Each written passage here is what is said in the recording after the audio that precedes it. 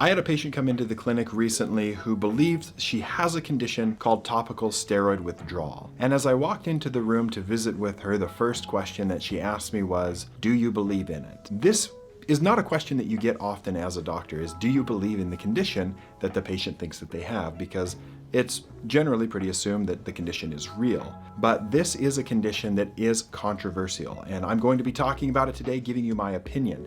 And to answer her question, and the first question that may be on your mind is, yes, topical steroid withdrawal is real, and it is an uncommon complication of the use of topical and sometimes systemic corticosteroids. Now, as a dermatologist, I still use topical steroids in my care of patients for a lot of different skin conditions, but they have to be used with caution, really just like any other medication. So I'm going to talk about some of the potential causes for topical steroids and the many different treatment options that could be available. But I do want to say that there's very little research around this topic.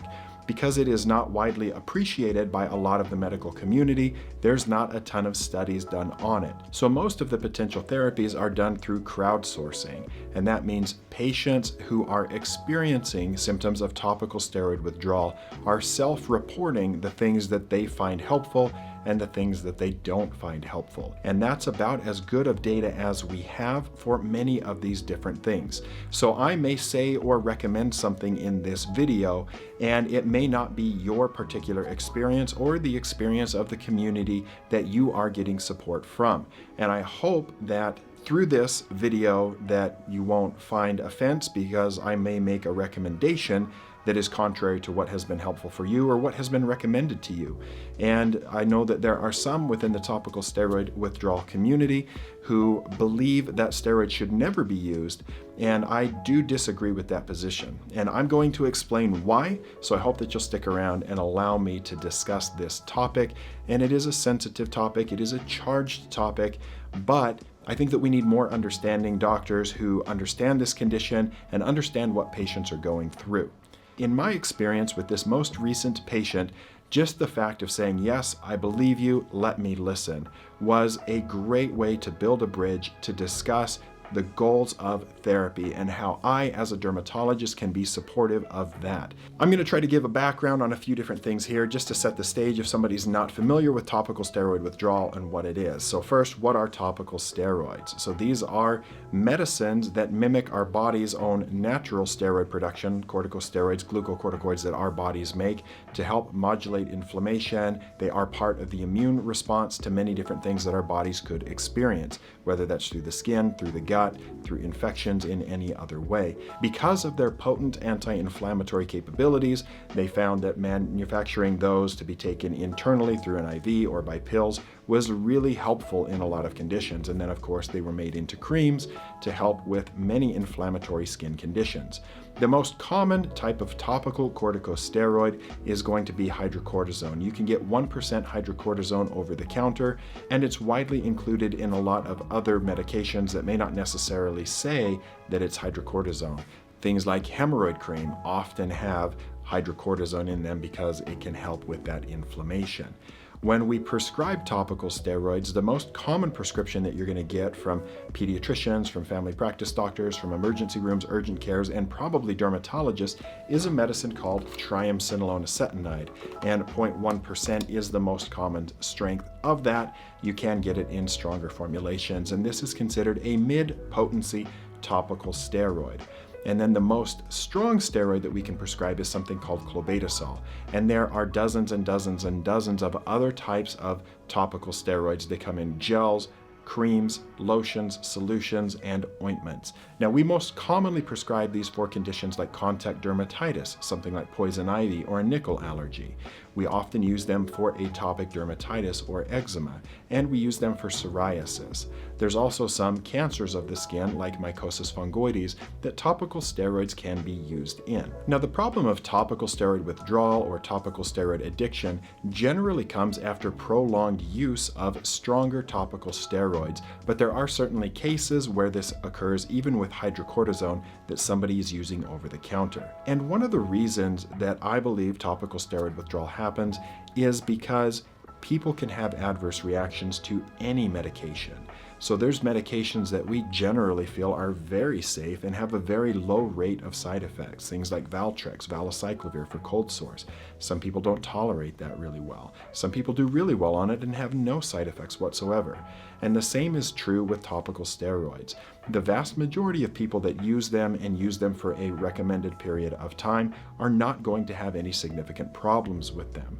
And so if you are having a skin condition and you're not experiencing symptoms of topical steroid withdrawal from prolonged use, then it should still be safe to use topical steroids. And that's where it may be controversial with some in the topical steroid community who believe that they shouldn't be used at all. Topical steroid withdrawal is also called red skin syndrome, topical steroid addiction. It goes by different names, but in general, these patients experience red, inflamed, itchy, burning skin. It often affects the face, the hands, the arms. It can be over the whole body as well, and we call that an erythrodermic variant, where it's really over the whole body, and that can really be problematic and even dangerous in some circumstances if it's not controlled.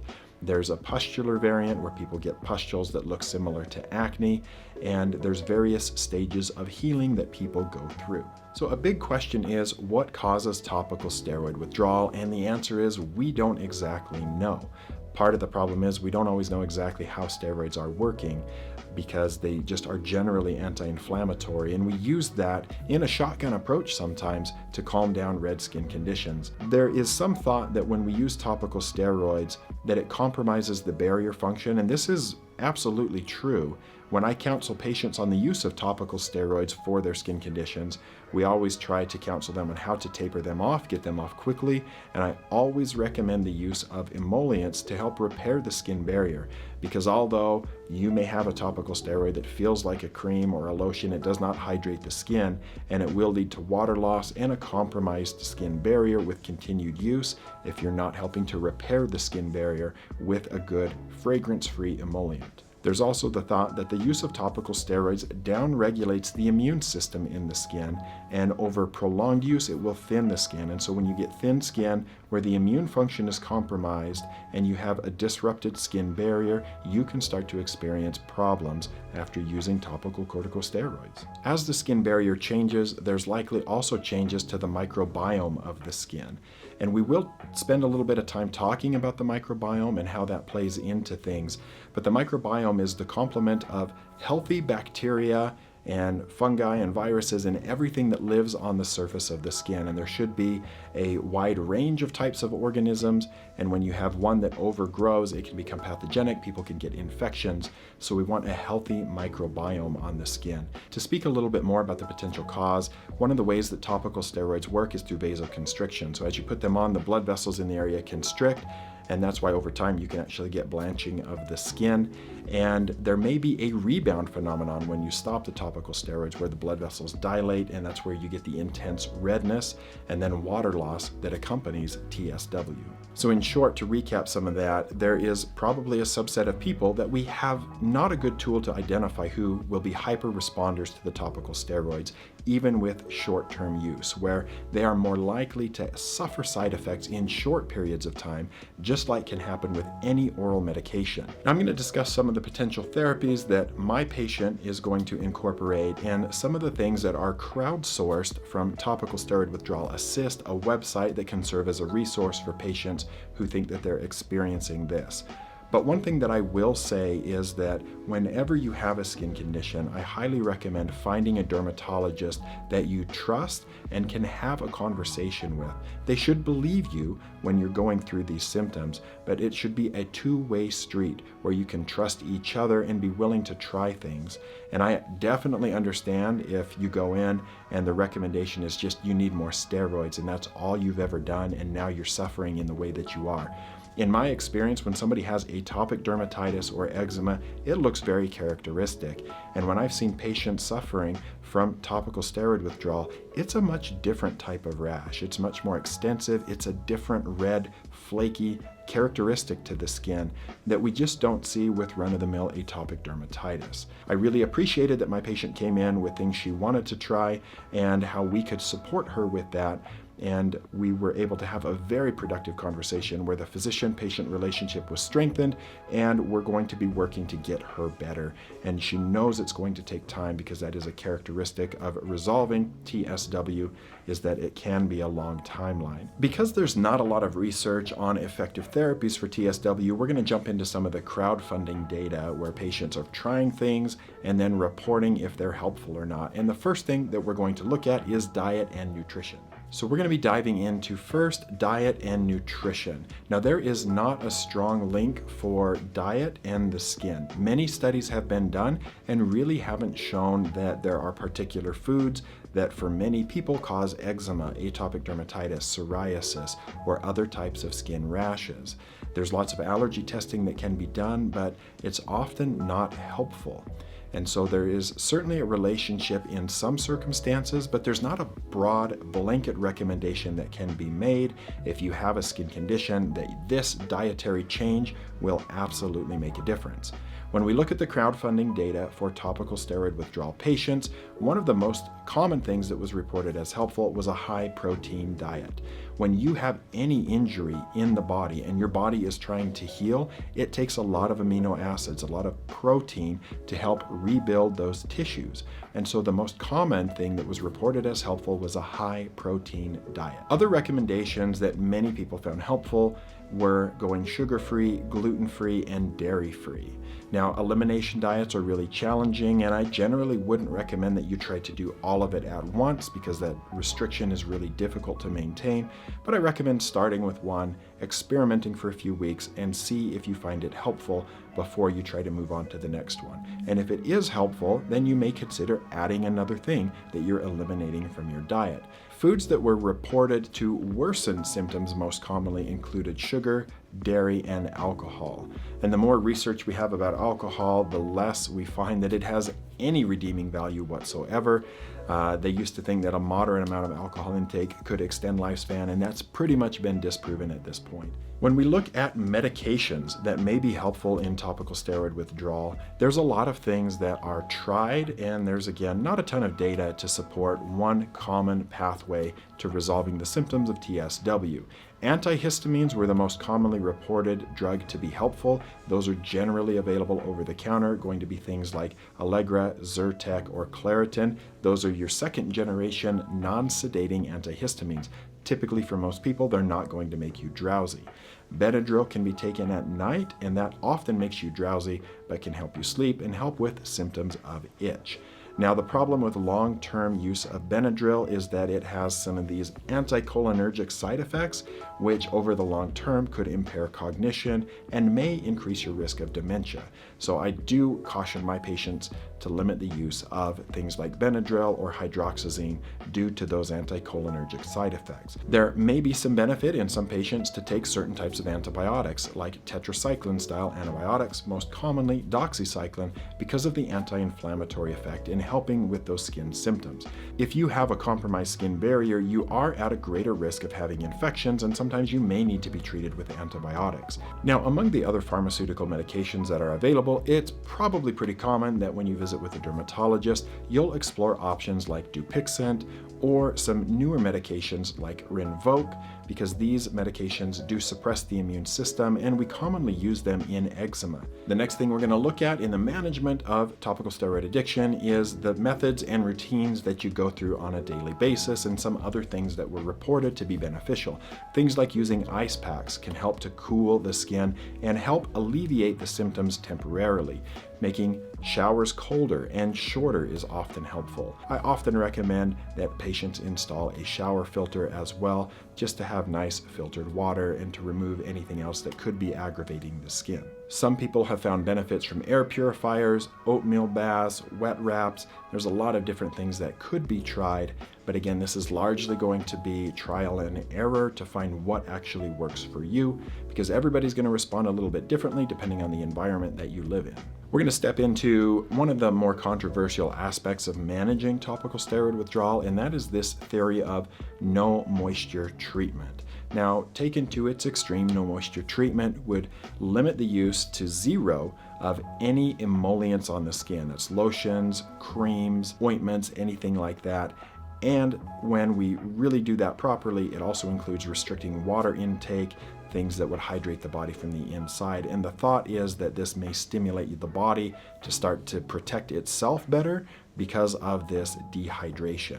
I don't recommend that anybody do no moisture treatment without a relationship with a physician to help manage that. With my particular patient, that was not a recommendation that we made for her. I wanted to use very bland ointment-based emollient products. And the one that I recommended was a healing balm by a company named Dr. Rogers Restore. And I don't have any financial relationship with them. I don't make any money from that recommendation, but this is a glycerin and castor oil-based product. It's petrolatum free. There's no alcohol. It does not sting when you put it on the skin. And I've used this on patients with severely dry, compromised skin. I've used it on patients after really intense laser procedures and post-surgical right on top of the stitches. Now, as we go through with my patient, if we find that that is not helping to alleviate her symptoms, we will discuss other options, including no moisture therapy. But I'll be honest with you, that's not something that I'm a fan of. If it has worked for you, I think that's great. But again, I recommend that you do that with the supervision of a physician. Other creams that individuals have found helpful are zinc cream, plain Vaseline, which I am a fan of. Not everybody likes petrolatum, but I like it. I think it works well. Aquaphor in some cases has been helpful, and pseudo cream. And you can kind of see what these recommendations are on the website. When we get into the realm of supplements, there are a handful that may be beneficial, but again, research is really limited on how effective these are and how reliable they are when we make these recommendations. And so probiotics are a very common go-to, and those can be taken internally, obviously, and there's prebiotic, probiotic skincare products that you can put on. Other things like vitamin D, vitamin C, vitamin E have all been reported as helpful, although to a lesser degree. A recommendation that I made for my patient was consuming a fish oil supplement that was high in EPA. Carlson's Naturals is the one that I take personally, but it is a little bit pricey. I want to touch a little bit more on the use of probiotics and prebiotics, both internally and on the skin. This is an area that I think will be hugely important in the management of skin disease and gut health over the next decade or so. But the reality is that there's very limited precision data that we can point to on this. We know that it's important to have a wide variety of organisms on the skin so that we don't have an infection. That really good complement of bacteria is good for your skin barrier, but it's very difficult to fine-tune that. And what we find is that when we use probiotic supplements, it's a very temporary effect upon the gut microbiome. When we use prebiotic and probiotic skincare products, again, it's a very temporary effect on the microbiome and generally doesn't induce permanent changes because we live in the same environment, we're working in the same place, we're around the same people, and so it's really hard to induce a permanent change in the microbiome when you're not changing your environment or any other potential exposure. One recommendation that we did make with my patient is the use of mineral-based thermal spring water. Brands like Aven and La Roche-Posay have these spring waters that are high in mineral content. And there is data to support that those do increase the microbial diversity on the skin. Recently, I was in La Roche-Posay, France, at their treatment facility where patients bathe in this spring water. They shower in it, they get massages in it, they get jet therapy in it. And it's an intensive 21-day treatment course that really helps with some of these complicated skin diseases like eczema, psoriasis, burns, the side effects of cancer treatment, and other types of scars. A few alternate therapies that could be explored in patients experiencing these symptoms can be seen here on this chart, and that includes cold exposure therapy. And that may be going outside if it's cold. That may be ice packs or cryotherapy. Again, not a lot of data on this, but it was pretty commonly reported to be helpful. And again, we recommend colder showers when you have these symptoms because long hot showers are likely to exacerbate the symptoms of topical steroid withdrawal. I was surprised to see acupuncture reported as highly effective as it was. There's just not a lot of data on acupuncture as a precision medical tool, but it could be explored if you're doing that with somebody who's really experienced on it. I am a fan of red light therapy, and you can see that that was pretty commonly reported as being helpful, and it was a recommendation that was made to my patient. And so red light therapy is non-ionizing radiation. It tends not to be really hot, and that's more comfortable for the skin. And it is anti-inflammatory. And so with those potential benefits, if red light therapy is within reach for you, if it's not cost prohibitive, it may be something to consider trying. There's lots of LED mats that you could buy that are going to be less expensive than the full LED panels. So if that's something that you want to explore, I certainly think it could be beneficial. We also see on this list things like infrared therapy. That could include infrared panels or even infrared sauna. But again, you have to be careful when you start exposing yourself to heat because you'll get that vasodilation and it could exacerbate symptoms. Some of this is really going to be trial and error and can really be a challenge as you explore that. Using things like phototherapy are really common in the dermatology clinic, but it is again controversial with the use of topical steroid withdrawal because you are then exposing yourself to ionizing radiation. If you are going to go through phototherapy, it may be more beneficial if your skin is more in the healing stages rather than at the very beginning of this journey. And you want to keep that very low and slow, in my opinion. So start at very low doses of UVB phototherapy and only very gradually increase that. We would not be as aggressive in increasing the dose as we would with somebody experiencing psoriasis or atopic dermatitis. Now, the last therapy that I want to discuss if you're experiencing these symptoms of topical steroid withdrawal is mental health therapy. So this is a very anxiety-provoking condition and it can be debilitating, and many patients with severe TSW even end up on disability because it's difficult for them to go out in the workforce because the pain and the symptoms are so severe. And of course, when you have an appearance where your skin is incredibly red and flaky, there is social stigma associated with that, even though it's not a contagious condition. And so having a support group of friends and family, of a mental health professional, I recommend physical activity and exercise. Those things can be beneficial to help give you a more positive outlook, motivation, and support to continue to fight on that journey. I hope that this video has been helpful for some people who are unfamiliar with the condition or who may be going through it themselves. I will link to the TSW Assist website. And again, a recommendation that I would make is to find a supportive dermatologist to work through some of these potential therapies and to be willing to be patient on that journey because it's not something that's widely talked about in dermatology training or in the literature, research studies. And so there is a lot of misconceptions about it, but it is something that I was unfamiliar with, and then after posting a couple of TikTok videos, I became familiar with it when the community educated me, so I appreciate that.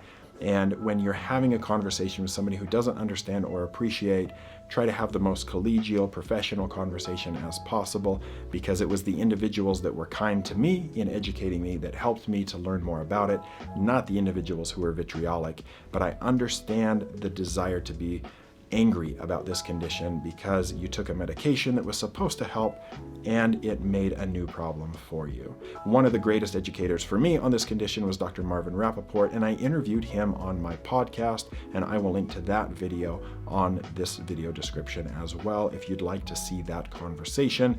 It was largely a learning conversation for me, and so I do want to give a shout out to Dr. Marvin Rappaport and his kindness in taking some time with me on that. Let me know what other questions you guys have and comments, and if you're experiencing TSW, please comment and let me know what you have found most helpful, because this is a condition that when I see it, I do want to be able to help patients, and it's not a thing that we see very commonly in the dermatology community, probably because a lot of people don't want to go to a dermatologist with the fear of being misunderstood or mistreated.